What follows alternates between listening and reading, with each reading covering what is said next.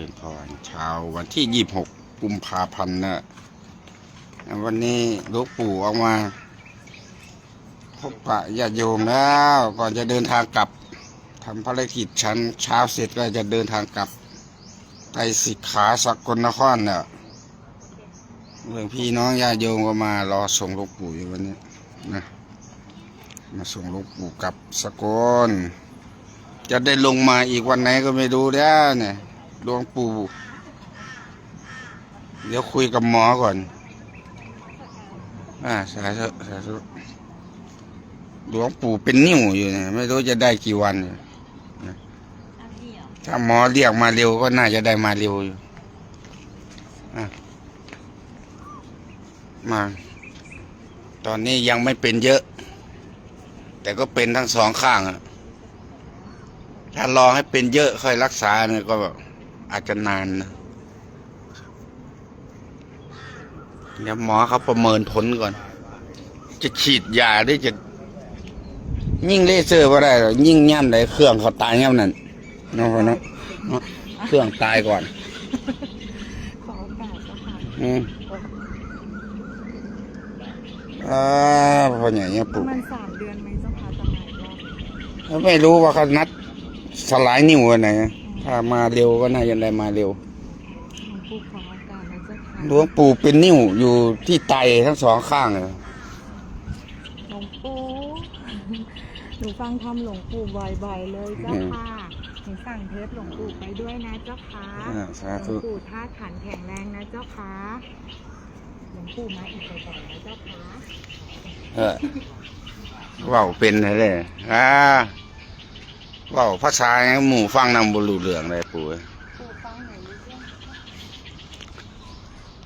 พี่น้องมาใส่บาตรลายแล้วเลยนะโต๊ะอาหารแล้วหรือว่าทางโต๊ะอาหารเฮาจะได้เห็ดศาลาหน่อยไว้ถ้าคุณอยู่ใต้ต้นสูบเสียวทำอัดชงไว้นอนหลวงปู่พี่น้องยาวมาหลายเลยพอมาเนี่ยฮะคนเยอะนะมาเยอะแล้วเปิดประตูแล้วยามไม่มีที่จอดรถพอไงปู่ก็ชี้เมื่อแล้วอยู่วัดก็หลายเรื่องขนาดเลยนะว้าเมื่อยน้ำเนะพวกเหตุงานเลยเฮาบ่อยู่ก็บ่อยากเฮ็ดงานเลยจอด2 มื้อแล้วฝนตกหนักที่วัด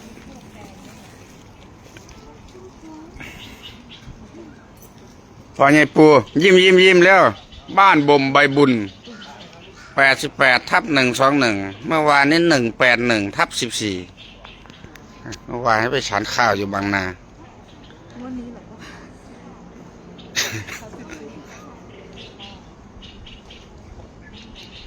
ไปบ้านเลขที่14กับ58นะเมื่อวานไปเลาะบ้านนี่เลาะโอ้หน้าแดงแล้วนี่หน้าแดงแห้งบ่ออกแล้วเพราะอย่างนี้พ่อใหญ่ปู่หน้าแดงแห้งบ่ออกแล้วพ่อใหญ่ปู่นี่ฮะพ่อใหญ่ทวีบ่ไป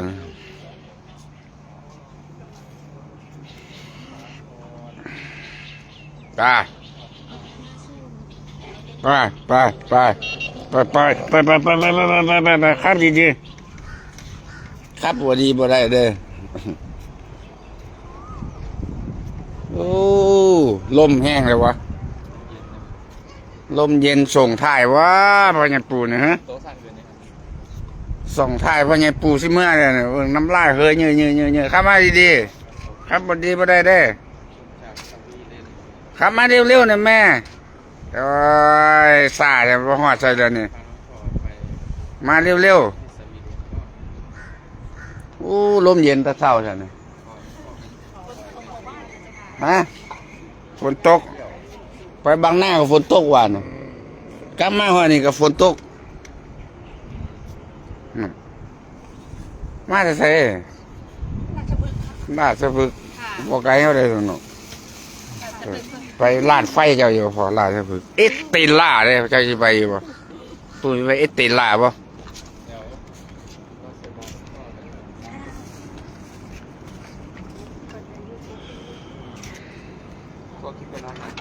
ไม่ใช่เหล็กเอ้ยไปยุดได้เลยนี่ไปมันจริงๆยังๆเลยนะปู่โอ้พ่อใหญ่ปู่ตูดนะ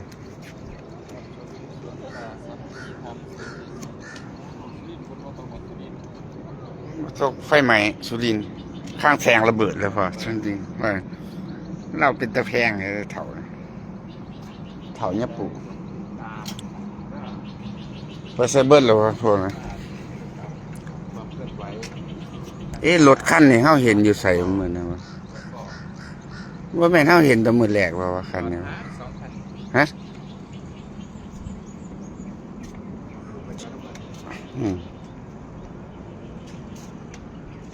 จอดได้อีกขั้นหนึ่งเลยทำไม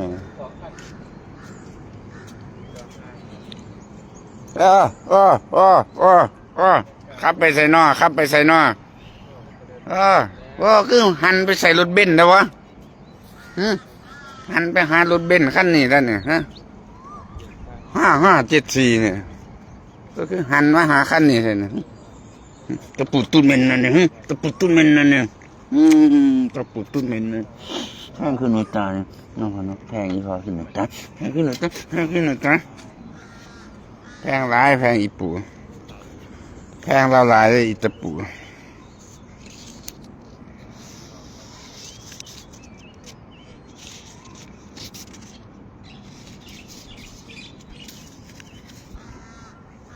น้องพนก22ลายแท้ทะเบียน22นี่ไพ่มันยางมาผู้เฒ่ามาเลยผู้เฒ่าลงทางพ่อใหญ่อุทัยบ่เนี่ยเรียกรถส่งคนส่งของ24ชั่วโมงลามุกนี่สิโกแบ็กแล้วพออีพอมันสิโกแบ็กได้อีพอเนี่ยโกแบ็กแล้วหลวงปู่สิโกแบ็กแล้วหลวงปู่โกแบ็กแล้วขึ้นหอดแมคโฮแล้วขึ้นหอดรถแบ็คโฮแล้วโกแบ็กแล้วบ้านหลังนี่ก็เต็มหอดผีเลยฤดูที่แตกต่างสาธุขับไปดีๆใครเลยเก่งเลยก็ถ่ายหูข้างหน้าพระเจ้าครับเลยเถ่านะน่ะถ้าถ่ายยุดได้กันเอามาอยู่คำจอดไกลแท้สุดยอด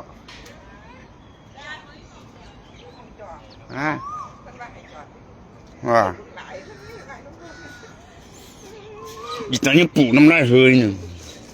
น้ำลายมันเฮยปลูกตะปูน้ำลายเฮยตะปูน้ำลายเฮยตะปูจอดไว้ใส่รถจอดบนจอดทั้งนอก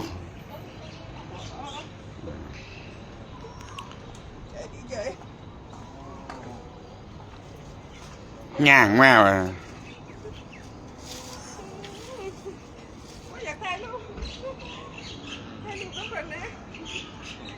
สิไงจะใครล่ะสาธุพ่อใหญ่เนี่ยปู่เห็นตัวเป็นเ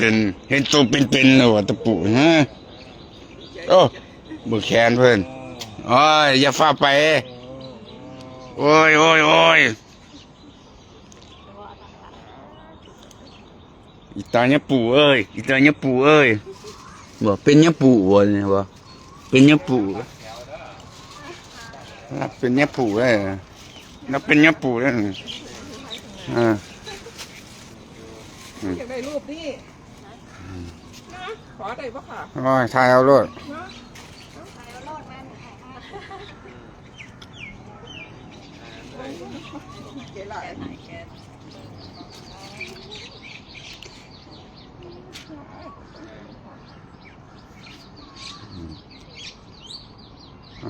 แม่นไฟมาอีกแล้วพุ่นมาลายแล้วพอไม่มีหมอกจอดแล้วพุ่นยังลายข้างหลังหมอกจอดรถยังลายอยู่พอมีแต่สุดยอดเลยยางมาไกล เขาเนาะรถตะนบบ่เนี่ยแม่นบ่รถลูกน้องครู่บาพดว่าปืนครู่บาพดได้เนาะลพบุรีเพชรบุรีมาแต่เพชรบุรีไปว้าวนิมนต์ก่อนเถอะนิมนต์ก่อนนั่นโอ้รูปหล่อขนาดมือนี่หลักอายตะปูรูปหล่อพวดฮะตะปูมันรูปหล่อลายลงรถอยู่ ฮะลงทางอ่ะ ลงเส้นทางอยู่ ขึ้นมาแล้วทำไมลงอ่ะ โอ้ ครั้งก่อนก็มาเนี่ย สาธุหลวงปู่ มาครั้งนี้หลงแล้วโอ้เสียไม่ไหวเลย ไม่ขึ้นบนทางแล้วเวียนโอ้ประทานโทษ มาสีสมานมานี่ก็ไม่ไกลนะ รถ ฮะ รถเร็วขึ้น โอ้ระดับเซลงทางเว้ยไม่ไหวแล้ว ต้อง ไม่ ลงบินระบาดจัง ยัง7:30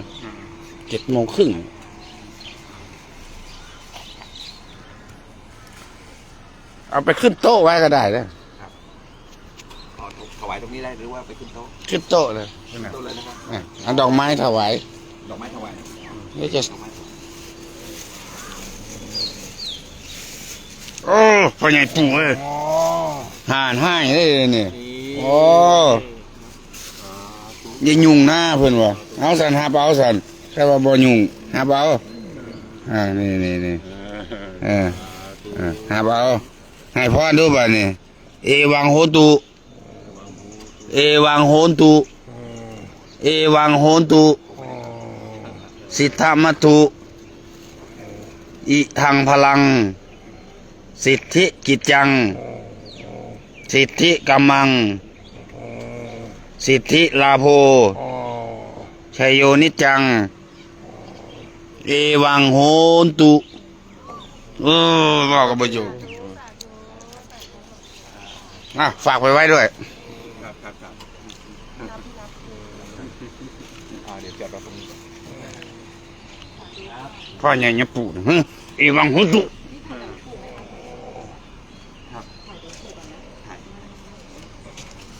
โอ้คำสู่คนได้เลยนี่โอ้ยอยู่ให้แท้เลยนี่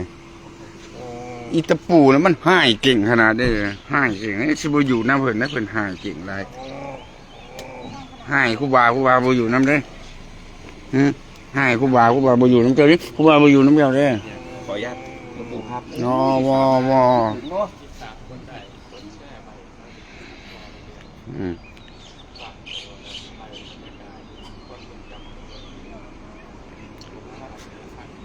าโอ้รถเขาไล่ไปจอดข้างนอกเบิดเลย ไม่จอดเดี๋ยวพี่จอดในเลย จอดด้านในก็ได้ มีที่จอด แต่พวกนั้นเขาให้ไปจอดด้านนอก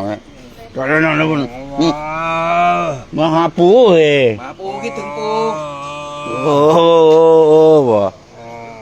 ยังเมื่ออยู่บ่ ไปลงนิดนึง ทิมปูไว้กรุงเทพผู้เดียวเด้อปูอยู่กรุงเทพเด้อเดือนหนึ่งครูบายังมาหับเอาเด้อเด้อปูอยู่นี่เด้อเมื่อนำอยู่บ่เมื่อนำบ่เมื่อ อยากเมื่อแล้วบ่เดี๋ยวนี้คนอยากเมื่อเว้ยว่าไงปู่อะไรอยากเมื่อ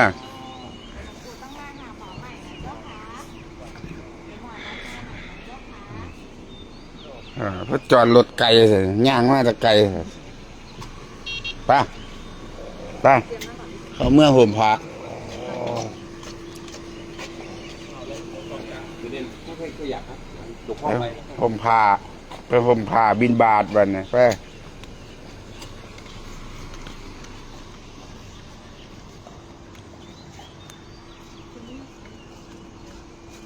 นะโกมึงจะโกบ้าง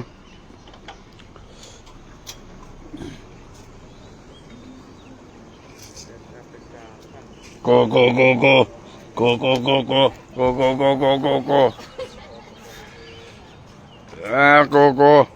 นะอยากมาหาตลดขั้นนี่เป็นยังไงวะปู่ฮะ ไม่เป็นยังไงรถคันไหนปู่ขึ้นมาหาดีแท้55744577อันนี้นั่นมันคือการนี้ว่าอะไรอย่างมาหาแต่2 คันมันคือกัน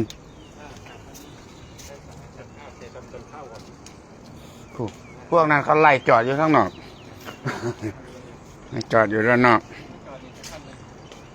ตรงนี้ได้คันเดี๋ยวได้เดี๋ยวให้ พ่อใหญ่ปู่นี่จอดตรงนี้ก็ได้เลยขับไปดีๆเลยขับไปดีๆเลยนั่น พ่อขับดีนะครับหลวงพ่อมีใบขับขี่ป่ะ มีใบขับขี่บ่เพิ่นถามน่ะมีบ่มีอยู่บ่ใบขับขี่น่ะบ่รูด GPS ไปบ่ได้เด้อเจ้ารูดว่ายิ้มเอ้ยพ่อใหญ่นี่ โอ้ขับเองได้แล้ว พ่อใหญ่ตาปู่นะฮะ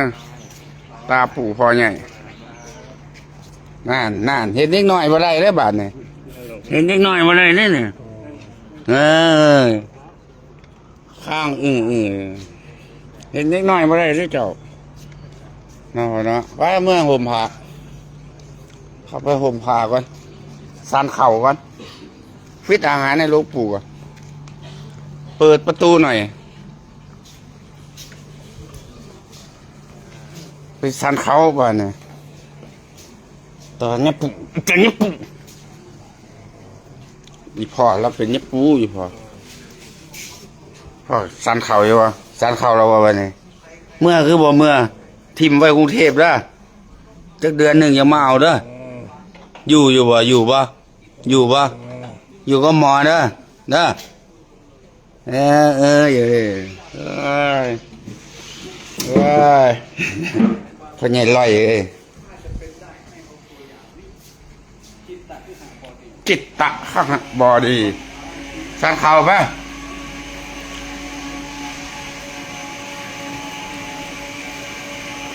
ฉันข้าวพ่อใหญ่ตูดเหม็นเลยพ่อใหญ่เหม็นตูดจังโมงเลยสันข้าวได้แล้วบ่ฮะตูดที่สันข้าวแล้วตูดที่สันข้าวแล้วตูดที่สันข้าวได้ตูดนี่น่าหอตูดนะหันหน้ามาตรงๆแล้วเอาปูไว้นี่เด้อจักเดือนหนึ่งเด้อครูบายังมาเอาเด้ออยู่ก็หมอเด้ออยู่วะให้หมอเบิ่งเอาเด้อ